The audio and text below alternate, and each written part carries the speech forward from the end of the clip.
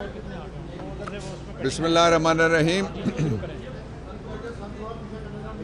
आज supreme court of Pakistan ने जो सहाफ़ियों के ख़िलाफ़ नोटिसेस वापस लिए हैं वो एक खुशाइंद कदम है और उससे ज़ाहिर होता है कि हमारी जो अदालतें हैं वो इज़हार राय की आज़ादी और फ्रीडम ऑफ एक्सप्रेशन दोनों उससे सेंसिटाइज्ड हैं।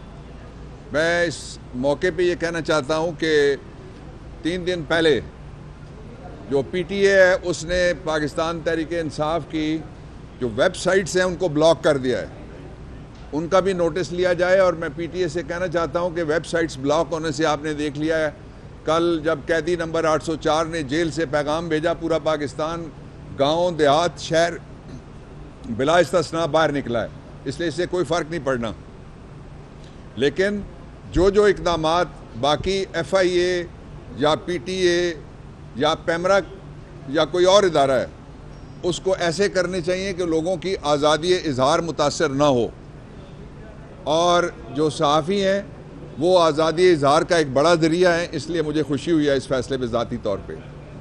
मैं 3 बातें आपके सामने रखना चाहता हूँ। पहला ये है कि इमरान खान के ख़िलाफ़ जो इस वक्त जेल के अंदर ट्रायल हो रहा है वो इंटरनेशनल ह्यूमन राइट्स डिक्लेरेशन की वायलेशन है, वो European union human rights declaration की वायलेशन है, अक़वाम मुत्तहिदा की वो जो हमने साइन किए हुए हैं डिक्लेरेशंस उनकी वायलेशन है, और सबसे बढ़ के पाकिस्तान के आइन के आर्टिकल 10A की भी वायलेशन है।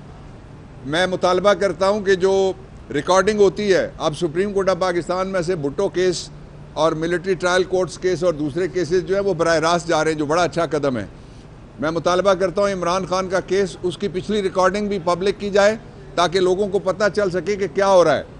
मैं ये बात आपको हैरान कुन शायद लगे कि इमरान खान जब एविडेंस रिकॉर्ड हो रही होती है, शहादतें लिखी जा रही होती हैं, थोड़ी देर के लिए उनको लाया जाता है, फिर सेल में बंद कर दिया जाता है और उनकी गैर मौजूदगी में सारी कार्रवाई हो रही है। पाकिस्तान के कानून के अंदर किसी को वकील के हक से महरूम नहीं किया जा सकता। चॉइस का वकील हर मुल्ज़िम का हक है, आइन के आर्टिकल 10 को आप उठा के पढ़ लीजिए, और ये फंडामेंटल राइट है वो वायलेट हुआ है। और इस वक्त वहाँ पे कोई ट्रायल नहीं हो रहा, मर्डर ऑफ अ ट्रायल हो रहा है, खून किया जा रहा है इंसाफ का। दूसरी बात ये है, जिस शख्स के लिए ये सारा कुछ ड्रामा स्टेज किया गया था, जब वो इस्लामाबाद एयरपोर्ट पे उतरा नवाज शरीफ तो उसको सफ़ेद झंडी दिखाई गई थी, अब उसको लाल झंडी मिल गई है। वो कोई वज़ीर आज़म वगैरह नहीं बन रहा, ना वो मुल्क संभाल सकता है, वो अपने कारोबार के अलावा कुछ भी नहीं संभाल सकता, वो अपने ख़ानदान के अलावा किसी को भी नहीं संभाल सकता, वो और अपने मुफादात के अलावा वो किसी के साथ भी मुखलिस नहीं है। और कोई बंद कमरे में या बंद दीवारों के ऊपर या बंद पर्दे के पीछे कोई फ़ैसला काबिल कबूल नहीं होगा पाकिस्तान के लोगों के लिए। पाकिस्तान के लोगों को मौका दिया जाए, 5 साल में एक दफ़ा मौका मिलता है, और कोई सरकारी मुलाजम ब्यूरोक्रेसी या जो 5 गवर्नमेंट स्टूजेस बैठी हुई हैं ये बैठ के ये कहें कि इसको वोट डालो, इसको ना वोट डालो, इस तरह से वोट डालो, इस तरह से इलेक्शन लड़ो। लोगों को आज़ादी देनी चाहिए, ये आज़ाद मुल्क है, इसका आइन आज़ाद किया जाना चाहिए, इसके मीडिया को आज़ाद करना चाहिए, इसके निज़ाम कानून और इंसाफ को आज़ादी से काम करने देना चाहिए।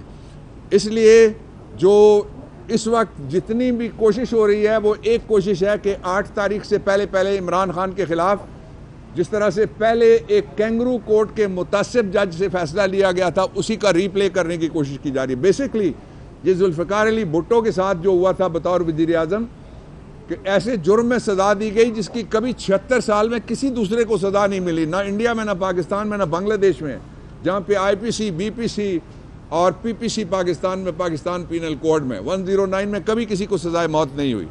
तो इसलिए अभी तक भी निज़ाम इंसाफ के चेहरे पे वो दाग है, ये बड़ा दाग और नया दाग लगने वाला है।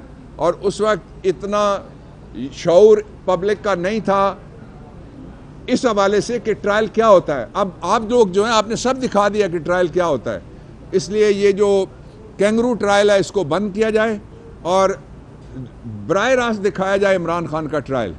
इसलिए कि जो शहादतें वहाँ लिखी जा रही हैं वो सारी रिपोर्ट हो रही हैं, सारा सोशल मीडिया भरा हुआ है कि फ़लाने गवाह ने ये कह दिया। اور اس میں کون سا ایٹم بم کا فارمولہ ہے جو بیان ہو جائے گا تو لوگ گھروں میں آلو گوشت پکانے کی بجائے اور چنے پکانے کی بجائے ایٹم بم گھر میں بنانا شروع کر دیں گے؟ ایک مذاق ہو رہا ہے، ایک بہت سیریس مذاق ہو رہا ہے، سنجیدہ مذاق ہو رہا ہے، ظالمانہ مذاق ہو رہا ہے، بے رحمانہ مذاق ہو رہا ہے جو ٹرائل ہے عمران خان کا۔ پاکستان تحریک انصاف ثابت ہو گیا ایک دفعہ پھر کہ سب سے بڑی پارٹی ہے۔ قیدی نمبر 804، آپ یاد رکھیے گا سارے کہ جب بھی عمران اور کپتان اور قیدی نمبر 804 کی آواز باہر نکلے گی میدان کھلاڑیوں سے بھر جائے گا، اور 8 تاریخ کو انشاءاللہ العزیز جو جیتے گا وہ صرف عمران خان کی پارٹی ہے، اس لیے کہ ہمارے جتنے تو امیدوار ہی کسی نے نہیں کھڑے کیے ہوئے۔ ایک ظلم اور ہو رہا ہے جس کی طرف میں آپ کی توجہ چاہتا ہوں، وہ یہ ہے کہ تقریباً کئی 100% اضافہ کرنے کے بعد گیس کی قیمتوں میں 41% اضافہ کرنے کی سمری پھر بھیجی ہے۔ آپ کو کیا اختیار ہے؟ میں آپ سے پوچھتا ہوں، یہ جو بیٹھے ہوئے ہیں عارضی حکمران، کہ آپ لوگوں کے گلے کاٹیں اور لوگوں کے چولہوں کے اوپر لات ماریں آپ، اور لوگوں کو خودکشیوں پہ مجبور کریں، ماں اور والدین کو مجبور کریں کہ وہ بچوں کو مار کے خودکشیاں کریں۔ گیس کا بل کس طرح سے کوئی 41% قبول کر سکتا ہے؟ اس لیے اس کو روکنا چاہیے، اور روکنے کا ایک ہی طریقہ ہے، وہ ہے آزادانہ انتخابات کے ذریعے سے نئی قیادت سامنے آئے۔ یہ جو سڑا گلا بوسیدہ نظام ہے جس کے نیچے دھاندلی ہوتی ہے ہمیشہ، یہ نظام چلانے کی کوشش کی گئی تو پاکستان اس کو اب برداشت نہیں کر سکتا۔ ڈاکٹر صاحب، ایک تاثر دیا جا رہا ہے کہ 5 تاریخ تک سائفر کیس کا فیصلہ آنے کا امکان ہے، تو اگر فیصلہ آ جاتا ہے، اس میں سزا ہو جاتی ہے، تو تحریک انصاف کا لائحہ عمل کیا ہوگا؟ مجھے یہ بتائیں، یہ تاثر کون دے رہا ہے؟ نجومی یا کوئی جج دے رہا ہے، یا کوئی وکیل دے رہا ہے، یا کوئی سرکاری وکیل دے رہا ہے؟ یہ کوئی اسٹیٹ کاؤنسل دے رہا ہے یا کوئی اور دے رہا ہے؟ یہ جو تاثر ہے، یہی تو ظلم کی سب سے